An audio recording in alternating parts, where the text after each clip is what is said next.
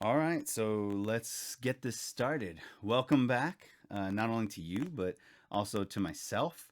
I've been away quite some time. I think it was well before COVID that I did my last video of Darth Maul, and I talked a lot about my ADHD then. I think that was when I had my knee surgery, and I had time off of work for that.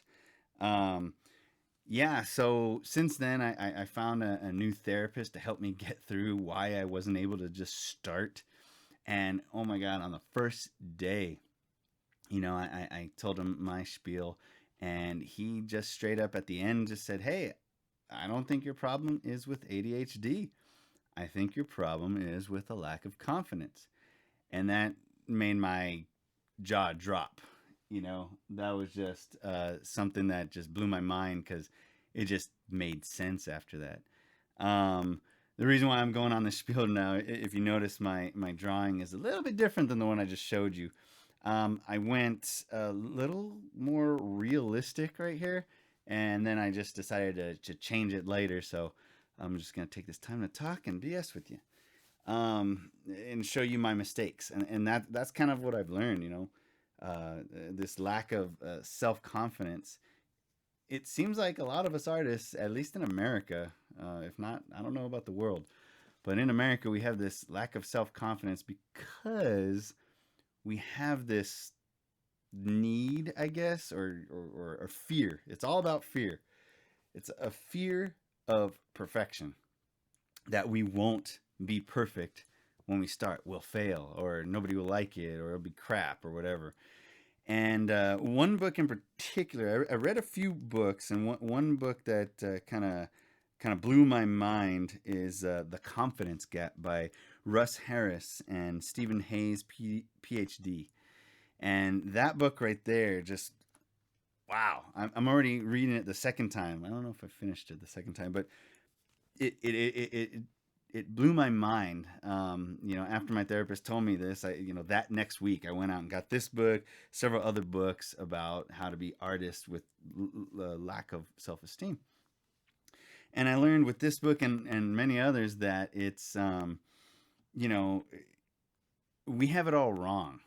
Uh, we think in this country or this modern Western society that we have to wait till we feel confident and get all our ducks in a row before we get the thing started. And the funny thing is that I was reading a lot about successful people. What do they have in common? And the main thing is that they do things in spite of fear. It's their relationship with fear that they change, or that is different than ours, than yours or mine, that we're unable to start something. And you and I may have been saying, I know I can't speak for you, but I was saying, hey, let me get this product, or let me get this software, and then I'll start. Oh, I can't do that until I get this. And then that list just keeps growing and growing, and I found that it was the fear of perfectionism, of failure, that was making me add to that list, and thus prolonging the seemingly difficult feeling of failure, that I don't think I'm good enough. So, well, I need this one thing to be better.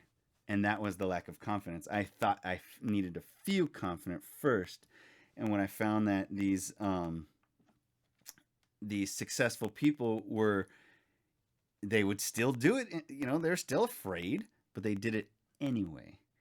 And you do something that scares you, and then you look back when you're done, and you're like, oh, wow, that wasn't that bad. And you get the feeling of confidence after you do the action of confidence, if that makes sense. Check out the book; it's definitely good. I'll make a whole video on all these books that I read, but I'm already going through that second version of the head right here. I just want to show you real quick.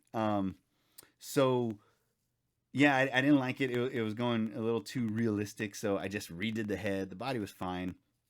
And I did the bigger eyes, more stylized, and just kept going from there. And it was just like I said, that first image I was trying to be perfect, and now I just kind of went wild and just kind of just being loose with it and just letting myself create.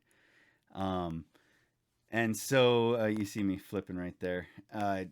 One thing that's a practice. There's all the. I'm not going to get into the nitty gritty of all the tutorials of all the different steps, but I'll show you right now. I do my in whatever drawing medium you want, or at least whatever brush you want. Sorry.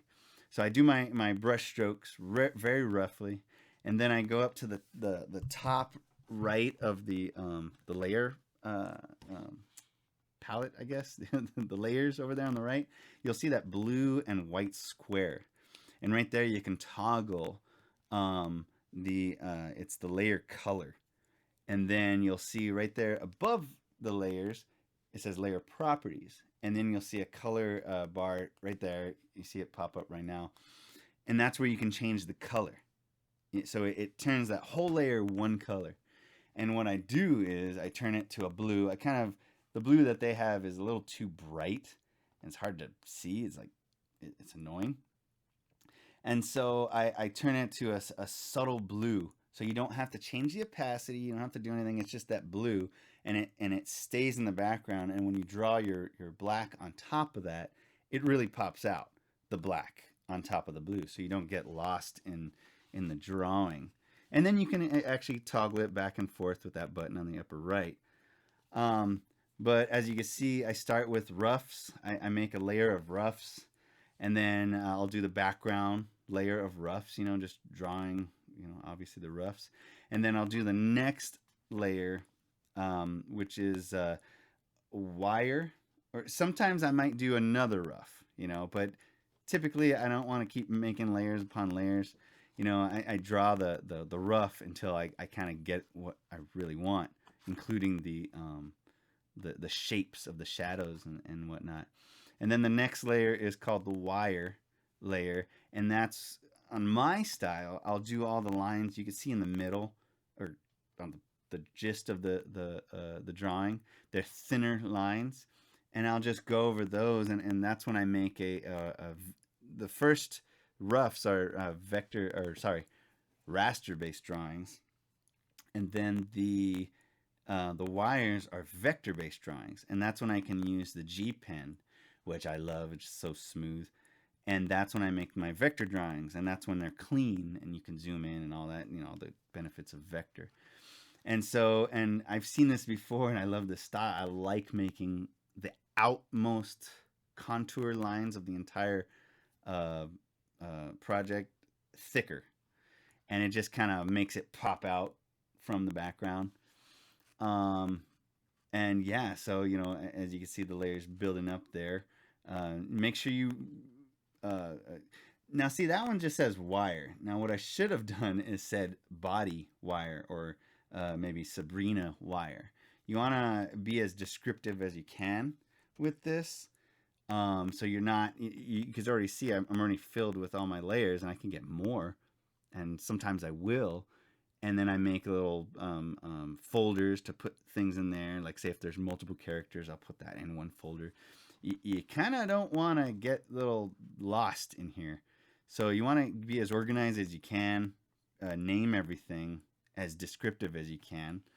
The most general name first to the most descriptive name, like maybe it's in the Sabrina character underscore wire, and then if say there's multiple wires, then underscore 01, then 02, whatever.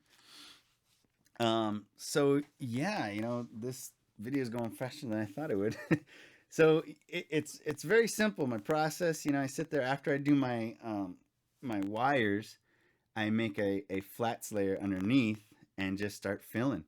And this is where you make the solid colors. Um, and yeah, and then from here is where I make the shading.